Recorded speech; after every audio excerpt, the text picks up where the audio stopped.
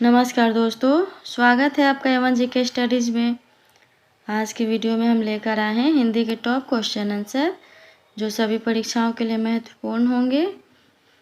अगर आप किसी भी परीक्षा की तैयारी कर रहे हैं तो ये वीडियो आपकी सहायता करेगी, इसलिए वीडियो को आप लोग पूरा देखें। इनमें से जितने भी क्वेश्चन के आंसर जानते हैं प्लीज़ कमेंट बॉक्स में ज़रूर दीजिएगा, और चैनल पर नए हैं तो चैनल को भी सब्सक्राइब ज़रूर कर लीजिए। चलिए आगे बढ़ते हैं। आज का आपका पहला सवाल है, स्र किन दो वर्णों के मेल से बनता है? स्र किन दो वर्णों के मेल से बनता है? आपके ऑप्शन से ए दंत स और र, बी मूर्धन स और र, सी तालव्य स और र, डी स्र और अ। सही जवाब है ऑप्शन सी तालव्य स और र। स्र वर्ण तालव्य स और र वर्णों के मेल से बनता है। यह हिंदी वर्णमाला में एक संयुक्त व्यंजन है जो दो व्यंजनों के संयोजन से बनता है। अगला सवाल है, ध्यान मग्न में कौन सा समास है? ध्यान मग्न में कौन सा समास है? आपके ऑप्शन से ए द्वंद्व, बी द्विगु, सी अव्ययीभाव, डी तत्पुरुष। जवाब दीजिए। सही जवाब है ऑप्शन डी तत्पुरुष। ध्यान मग्न में तत्पुरुष समास है। इसका समासिक विग्रह ध्यान में मग्न होगा।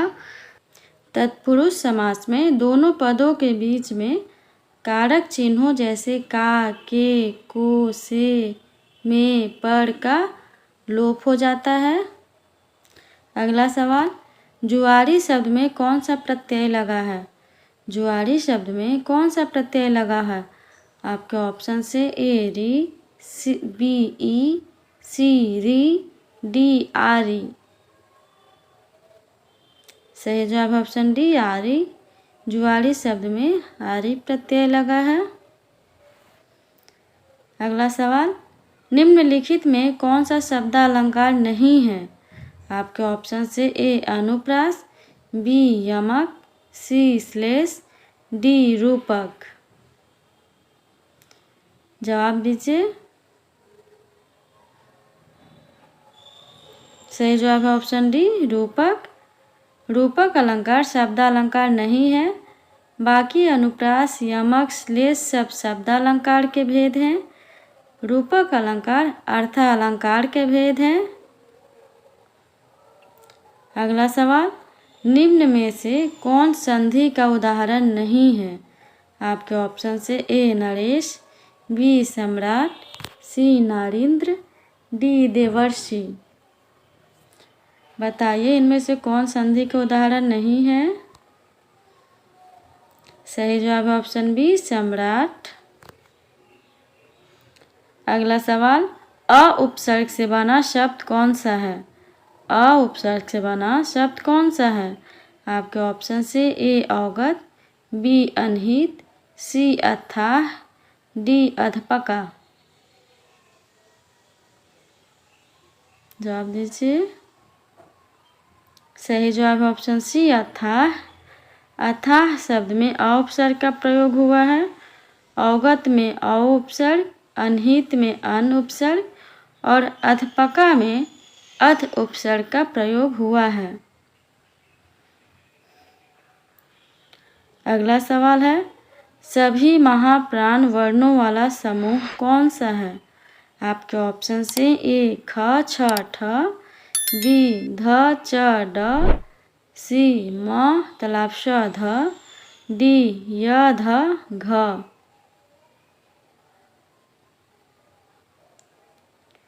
सही जवाब है ऑप्शन ए ख छ ठ। प्रत्येक वर्ग का दूसरा और चौथा अक्षर तथा उसमें व्यंजन तालव्य श, मूर्धन्य ष, दंत स, ह महाप्राण व्यंजन है। अगला सवाल, आधुनिक हिंदी गद्य का जन्मदाता किसे कहा जाता है?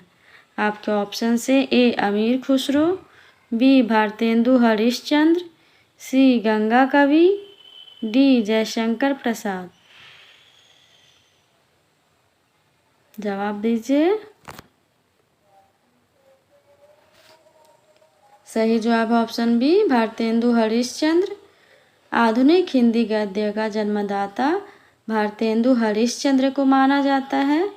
उन्होंने हिंदी साहित्य में गद्य के विकास में महत्वपूर्ण योगदान दिया है और इसे एक आधुनिक रूप प्रदान किया है। अगला सवाल, उद्धत का विलोम शब्द क्या है? उद्धत का विलोम शब्द क्या है? आपके ऑप्शन से ए सौख्य, बी सौम्य, सी उत्तम, डी कोमल। बताइए उद्धत का विलोम शब्द क्या है? सही जवाब है ऑप्शन बी सौम्य। उद्धत का विलोम शब्द विनीत या सौम्य है। उद्धत का अर्थ होता है अक्खड़ कठोर, जबकि सौम्य का अर्थ है विनम्र या शांत। चलिए आगे बढ़ते हैं। अगला सवाल, किस छंद का प्रथम एवं अंतिम शब्द एक सा होता है? किस छंद का प्रथम एवं अंतिम शब्द एक सा होता है? आपके ऑप्शन से ए कुंडलियाँ, बी रोला, सी दोहा, डी सोरठा। सही जवाब है ऑप्शन ए कुंडलियाँ। कुंडलियाँ छंद का पहला और अंतिम शब्द एक सा होता है। इसे दोहा और रोला छंदों को मिलाकर बनाया जाता है। कुंडलियाँ में दोहे का अंतिम चरण रोला का पहला चरण होता है और जो शब्द या शब्द समूह से कुंडलियाँ शुरू होती है उसी से इसका अंत भी होता है। अगला सवाल, जलद में कौन सा समास है? जलद में कौन सा समास है? आपके ऑप्शन से ए तत्पुरुष, बी कर्मधारय, सी द्विगु, डी बहुव्रीहि। जवाब दीजिए। सही जवाब है ऑप्शन डी बहुव्रीहि। जलद में बहुव्रीहि समास है। जलद का समास विग्रह जो जल देता हो यानी बादल है। अगला सवाल, सारंग लय सारंग चली कई सारंग की ओट में कौन सा अलंकार है? आपके ऑप्शन से ए यमक, बी उत्प्रेक्षा, सी श्लेष, डी रूपक। बताइए। सही जवाब है ऑप्शन ए यमक। प्रस्तुत पंक्ति में यमक अलंकार है। यमक अलंकार में एक ही शब्द दो या दो से अधिक बार प्रयोग किया जाता है, लेकिन प्रत्येक बार उसका अर्थ अलग होता है। इस वाक्य में सारंग शब्द 3 बार आया है। अगला सवाल, ब उपसर्ग से बना शब्द कौन सा है? ब उपसर्ग से बना शब्द कौन सा है? आपके ऑप्शन से ए बदौलत, बी बदनाम, सी बर्दाश्त, डी बाकलम। बताइए ब उपसर्ग से बना शब्द कौन सा है?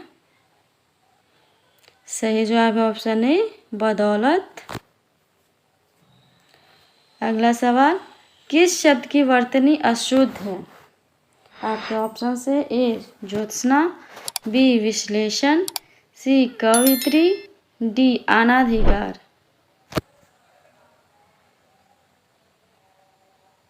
जवाब दीजिए। सही जवाब है ऑप्शन डी अनाधिकार। अनाधिकार शब्द की शुद्ध वर्तनी अंधिकार है।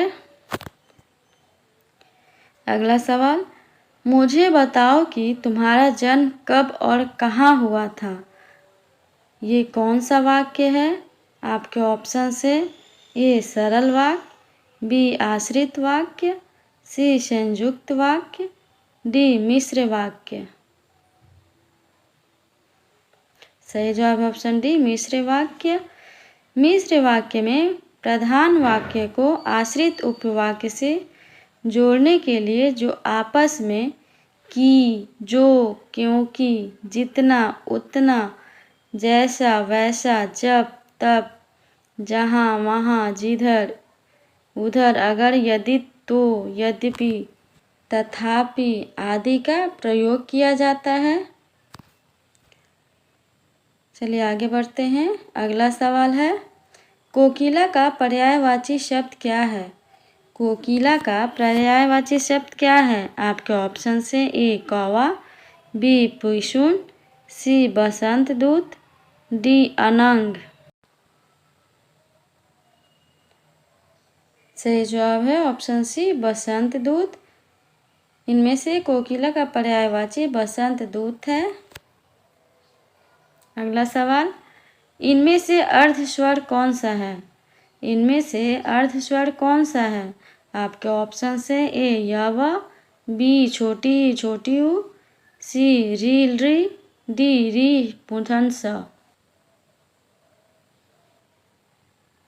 सही जवाब है ऑप्शन ए यव। अर्धस्वर हिंदी भाषा में वे वर्ण होते हैं जो स्वरों और व्यंजनों के बीच की स्थिति में होते हैं।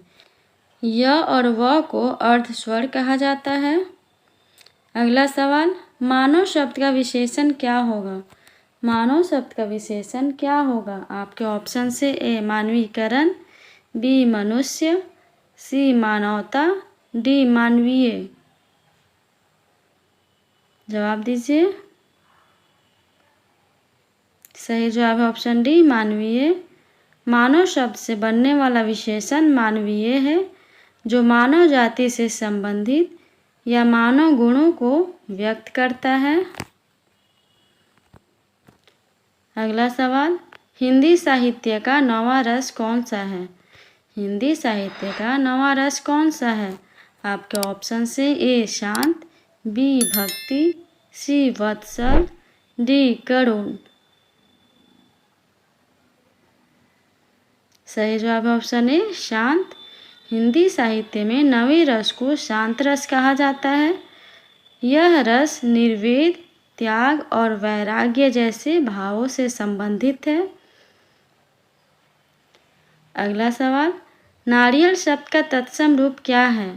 नारियल शब्द का तत्सम रूप क्या है? आपके ऑप्शन से ए नारिकेल, बी नारिकेली, सी नारिकल, डी नारिकेला। बताइए नारियल शब्द का तत्सम रूप क्या है? सही जवाब ऑप्शन ए नारिकेल। नारियल शब्द का तत्सम रूप नारिकेल है। आज के लिए इतना ही। अगर वीडियो अच्छा लगा हो तो वीडियो को लाइक और चैनल पे नए हैं तो चैनल को सब्सक्राइब ज़रूर कर लीजिए। धन्यवाद।